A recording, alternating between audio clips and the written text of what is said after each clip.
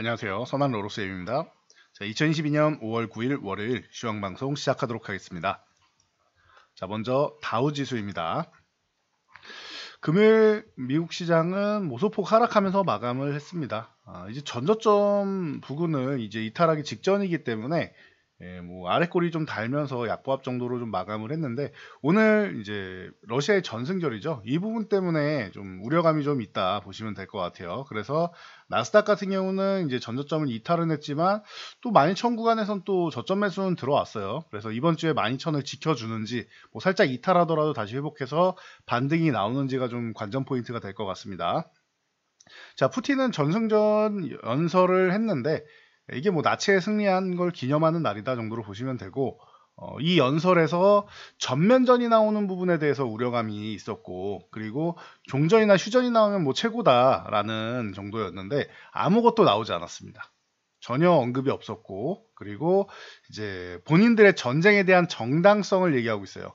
미국을 비롯한 서방 국가들이 러시아를 침공하기 위해서 압력을 가하고 있었다. 그래서 우리가 러시아가 선제적으로 대응한 것이다 라고 정당성을 얘기하면서 이제 미국을 비롯한 서양 국가들을, 서방 국가들을 이제 비난한 정도, 정당성을 언급한 정도였다 보시면 될 것 같아요. 이 정도 보시고, 이에 대해서 이제 미국 같은 경우는 이제 질 바이든 영부인이 우크라이나를 방문하는 등 이런 상징적인 역할 정도만 했다 보시면 될 것 같아요. 그래서 이 정도까지 해서 좀 마무리 지으면 될 것 같고, 전쟁 얘기 길게 할 필요는 없는 것 같습니다.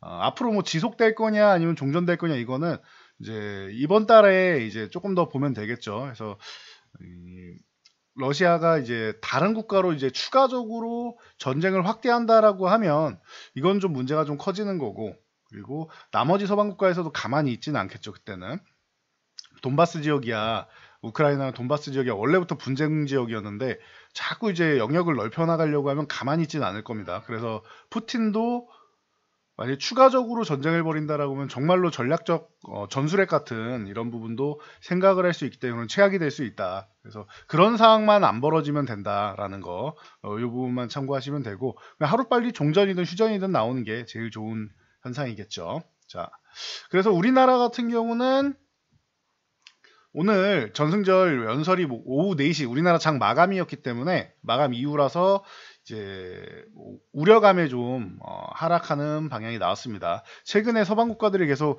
전면전 벌어지는 거 아니냐라고 이제 얘기가 계속 나왔었기 때문에 그 정도 우려감이었다 보시면 되고, 수급도 개장 초에는 나쁘지 않았어요.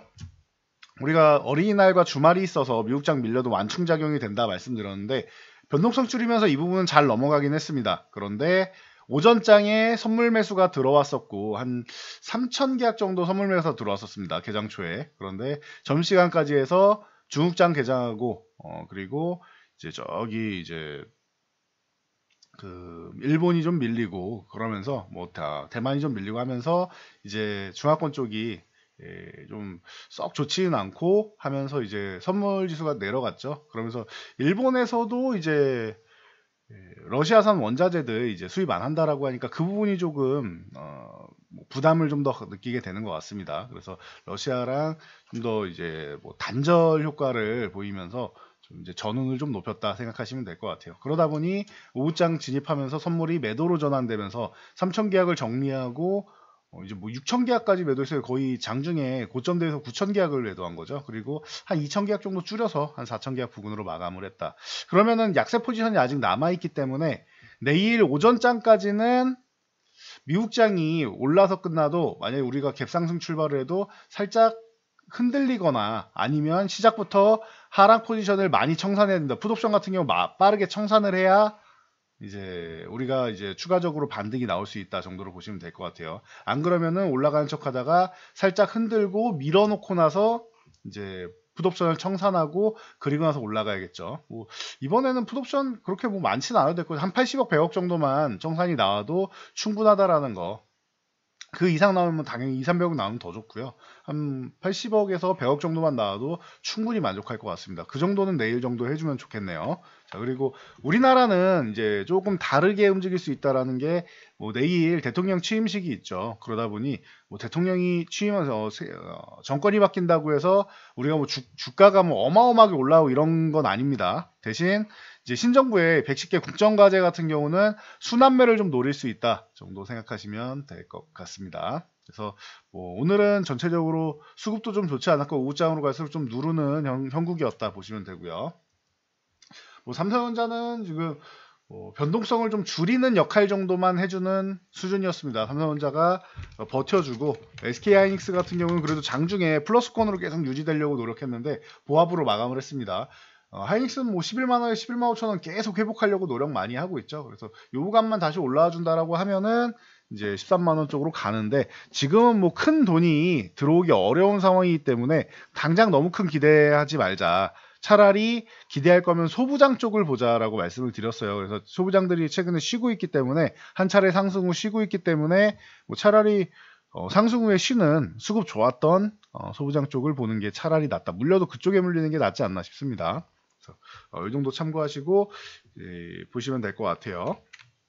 자, 그리고 러시아 전승절이다 보니까 이 빅텍이라던가 이런 방산주 쪽 한 번씩 움직임이 나왔는데 빅텍이 뭐 갭상승 나음으로 이제 양봉 나와준 거는 그래도 이 구간에서 이제 한 박스권 정도는 좀 유지해 주려는 것 같습니다. 그래서 요 구간에서 박스권 정도 상단 쪽으로 좀 붙어가는 움직임은 나왔다 보시면 될 것 같고, 그리고 이제 작년 말부터 한일 단조가 좀 움직임이 심상치 않다 말씀드렸는데 한 차례 멋지게 상승하고 최근에 쉬고 있었죠. 그러면서 3,000원 구간 쪽으로 붙어 내려오면서 이제 지지력 테스트를 잘 받고 있었는데 오늘 한일 단조가 뭐 급등하면서 이제 멋진 모습을 보였네요. 그래서 다시 말씀드리지만 빅텍은 하루짜리 이제 급등 정도로 보시는 거고 한일 단조 같은 경우는 이제 방산주 쪽에서 좀 꾸준히 볼 수 있는 LID넥스원, 뭐 한국항공우주, 하나에어로스페이스, 한일 단조 이런 쪽은 좀 꾸준히 보는 계열이다라고 말씀드렸습니다. 뭐 스페코나 퍼스텍 같은 경우도 방산주가 좀 움직였고요. 대신 전면전 선포를 안 했으니까 오래 들고 가기에는 부담이 되겠죠. 그래서 적당히 챙기고 나오시는 게 유리하다라는 거 참고하시고요.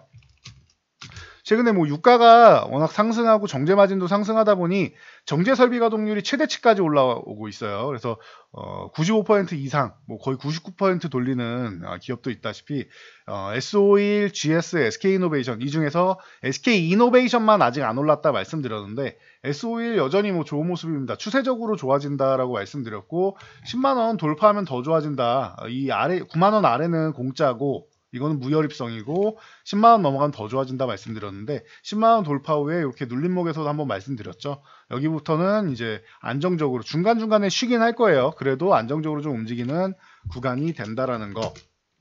GS는 좀 먼저 뭐 강했었죠. 그래서 요 48,000원을 바로 넘어갈까 싶었는데 오늘 돌파 시도 정도 했습니다. 윗꼬리 달고 눌렸는데 여기서 음봉으로 쭉 밀려내리지만 않으면은 여기 유지만 잘해준다라고 하면은 휴식 구간 후에 한 일주일에서 2주일 정도 쉬는 모습 보면서 그 다음에 매매해도 늦지 않습니다. 굳이 올라가 있는데 지금 뭐 매매하는 거는 썩 그렇게 달갑지는 않은 상황이다. 그래서 GS 같은 경우는 기존에 이미 말씀드렸던 부분이 그리고 44,000원 돌파할 때 이미 말씀드렸던 부분이니까 이 부분 참고하시고요. 들어올라는 종목 아직 안 올랐다라고 말씀드린 종목이 SK이노베이션인데 SK이노베이션도 오늘은 이제 움직이려고 노력 정도는 했어요. 장은 약한데 그래도 1% 가까이 오르려고 노력은 했습니다. 오르려면 여기서 양봉 하나 세워주면서 양봉 하나를 이렇게 세워주면서 이제 거래량을 좀 실어줄 필요성이 있다라는 거. 그래야 좀 더 신뢰성을 갖는다. 그리고 만약에 22만 원을 넘어간다라고 하면 그러면은 뭐 더 말할 거 없고요. 22만 원만 돌파하면은 걱정할 게 없다라는 거 참고하시기 바랍니다. 자, 유가가 이렇게 올라가면 대안주인 전기차주 쪽이 좋아야 되는데 오늘은 썩 좋지 못했던 것 같습니다. 삼성 SDI부터 시작해가지고 좋지 않았는데 이게 포드가 이제 리비안 쪽에서 이제 보호예수가 해제됐죠. 이 물량이 좀 나오기로 했습니다. 그래서 포드가 주식을 한 800만 주 정도를 매각할 예정이라고 해요. 그래서 뭐 보유하고 있는 거에 비하면 뭐 일부밖에 안 되긴 하지만 어찌됐든 800만 주 매각 예정, 그리고 JP모건 체이스도 1300만 주에서 1500만 주를 매각할 예정이다라고 합니다. 그래서 금요일 종가가 28.79달러인데 79달러인데 요 가격보다 한 6.6% 할인된 26.90달러로 매각한다. 27달러 약간 아래서 매각한다고 보시면 될 것 같아요. 이거 참고하시면 될 것 같습니다. 그래서 삼성 SDI가 이제 다른 종목보다 대비해서 좀 많이 좀 밀린 편이었고, LG에너지솔루션도 한 2% 가까이 밀리겠는데 SDI가 많이 밀렸고, LG에너지솔루션은 이제 40만원 다시 흔들게 하는데 기존과 똑같습니다. 40만원 이탈했다가 40만원 회복할 때 매매하거나 아니면은 35만원까지 만약에 추가 하락이 나온다면 35만원 유지력 테스트 유지되는지를 보고 이 구간에서 매매하면 된다라는 거. 어정쩡하게 매매할 필요는 없습니다. 근데 뭐 오늘 전쟁에 대해서 우려감이 높아지지만 않는다라고 하면은 뭐 살짝 이탈해도 뭐 회복될 가능성을 높게 보고 있다. 참고하시고요. 그리고 첨보 같은 경우도 그렇고 에코프로비엠도 그렇고 뭐 PNT, CIS 이런 종목들이 전체적으로 좀 하락이 나왔다라고 보시면 될 것 같아요. 그래서 전기차주가 좀 좋아야 되는 날에 좀 하락이 나왔다라는 거. 이거는 리비안 보호회수 해제 관련해서 전체적으로 또 미국 나스닥도 이제 기술주들이 안 좋았고요. 그래서 이 영향을 받았다 보시면 돼요.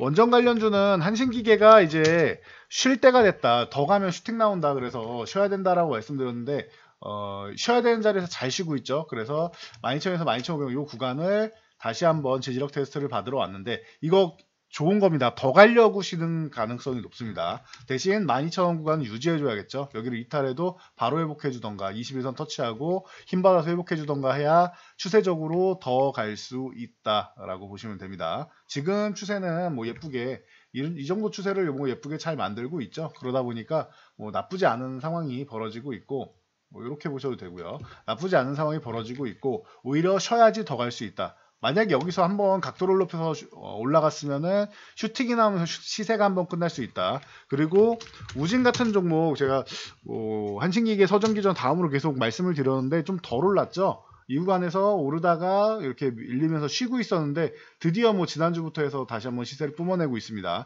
우진도 이제 이 정도 올랐으면 쉬어야 되는 구간이 옵니다. 그래서 이렇게 순환매가 나오면은 그래도 양호하다 보시면 될 것 같아요. 뭐 태광이나 오르비텍 같은 종목들도 움직이고 하면서 전체적으로 원전 관련주가 순환매가 나오고 있다는 거 참고하시고요.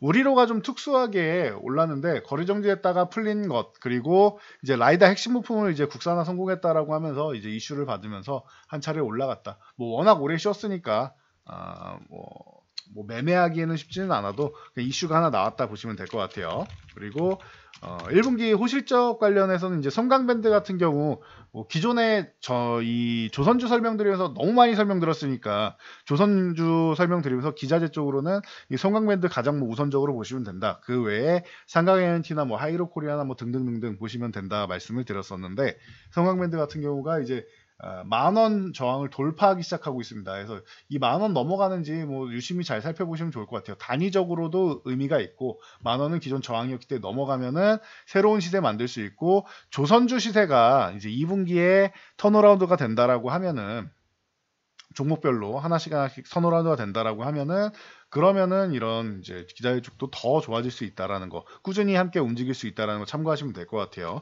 최근 수지와 워낙 좋았으니까요. 자, 덴티움 같은 경우도 좋은 실적을 발표했습니다. 오늘 전체적으로 시장이 짓눌리면서 어려움을 좀 겪긴 했는데 이 구간 이제 65,000원 구간 쪽을 유지해 주는지 뭐 잘 체크해 보시면 좋을 것 같습니다. 이 구간을 유지해 준다라고 하면 여기서부터 반등이 한 차례 나와야죠. 실적 기준으로 해서 참고하시고요. 자, 그리고 루트로닉 같은 경우도 이제 최근에 워낙 뭐 상승률이 좋았기 때문에 크게 쉬고 있습니다. 그래서 좀 이렇게 음봉이 좀 강하고 거래량이 붙어서 이건 뭐 매매하고 싶지는 않지만 뭐 기술적 반등 정도 노린다라고 하면은 22,000원에서 2만원 사이 구간 이 구간에서 이제 뭐 지지를 받는지 보면서 보면 될 것 같아요. 22,000을 만약에 내일 살짝 이탈한다면 22,000 회복되는지 보시면 되고 지지받으면은 오케이입니다. 그리고 만약에 22,000원을 이탈했는데 바로 회복이 안 된다 그러면 2만원 지지력 테스트 확인하고 보시면 돼요. 그래서 2만원에서 22,000원이 좀 중요한 구간이다라고 보시면 될 것 같습니다. 자, 그래서 오늘은 이 정도까지 뭐 짧게 마무리하도록 하겠습니다.